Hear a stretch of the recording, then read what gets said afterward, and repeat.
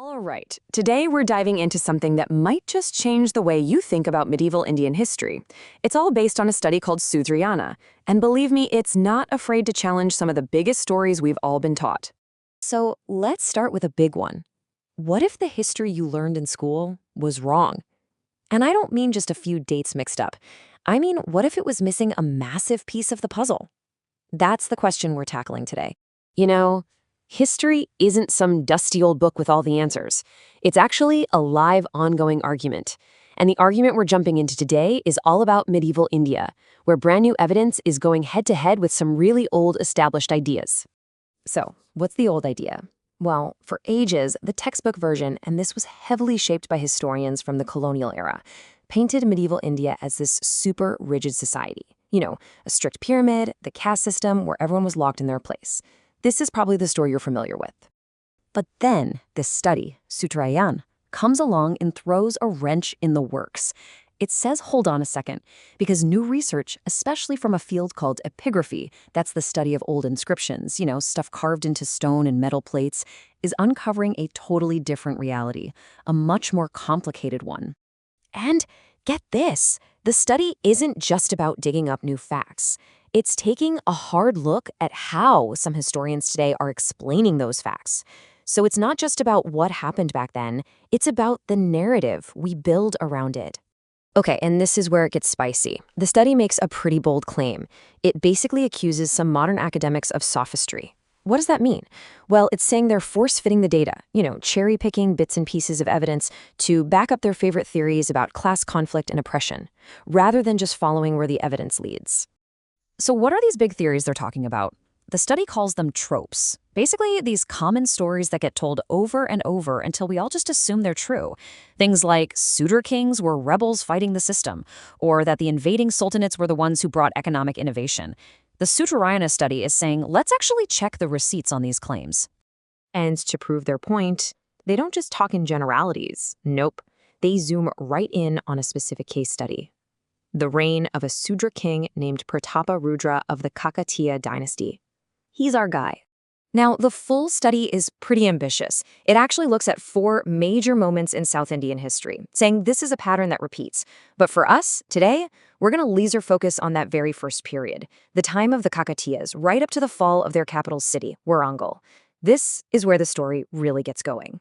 All right, so let's properly introduce the main character of our story.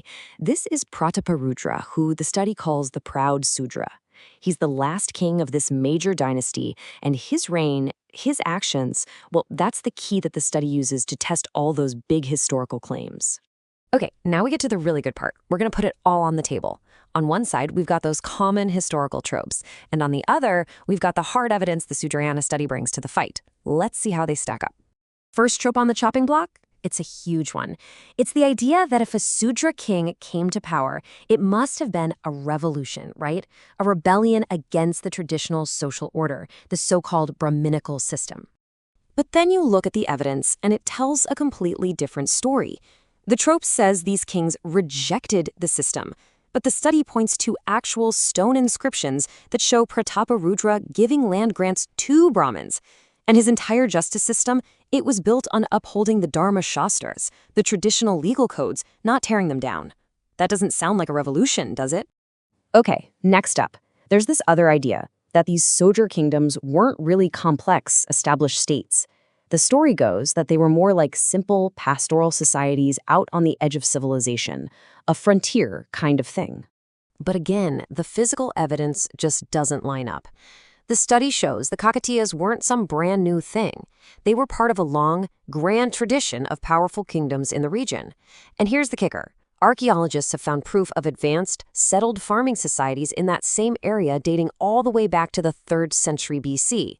That's more than 1,000 years before Prataparudra was even born. So much for a frontier civilization. All right, let's talk about money. There's a popular argument that the invading sultanates were the real economic game changers. The story is that they introduced new ideas like cash and mobile wealth, and they're the ones who plugged the Deccan into bigger international trade networks.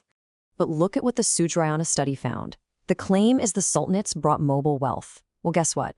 Archaeologists have found Kakatiya coins in places as far away as China. The claim is they opened up trade. but inscriptions show the Kakatiyas already had a booming horse trade with Gujarat. They were even collecting commercial taxes in cash. It points to a really sophisticated, connected economy that was doing just fine long before the Sultanates showed up. So, we've knocked down a few of these common tropes using hard evidence. What does it all add up to? What's the bigger picture? What's the new story that the Śūdrāyaṇa study is trying to tell us? Well, the answer is right there in the name, Śūdrāyaṇa. The study defines it as the story of how these powerful Sudra communities weren't rebels trying to tear things down. Instead, they were central players in preserving, promoting, and even defending the traditional culture, or dharma. So here it is, the main point, the big thesis. The study basically flips the entire script. It's arguing that powerful Sudra communities, like the one led by Prataparudra, weren't an oppressed class just waiting for revolution. They were actually the defenders of the very civilization that other historians say they were against. And that's a huge deal. It means they weren't just victims of history. They were actively shaping it, building it, and protecting it. So what do we do with this? We've just walked through how one study uses things like inscriptions and archaeology to challenge a major historical narrative. It leaves you with a really big question, doesn't it? If history is an ongoing argument, and new evidence is always coming to light, how do we decide who's right? It kind of shows you that history isn't something that's finished. The case is never really closed.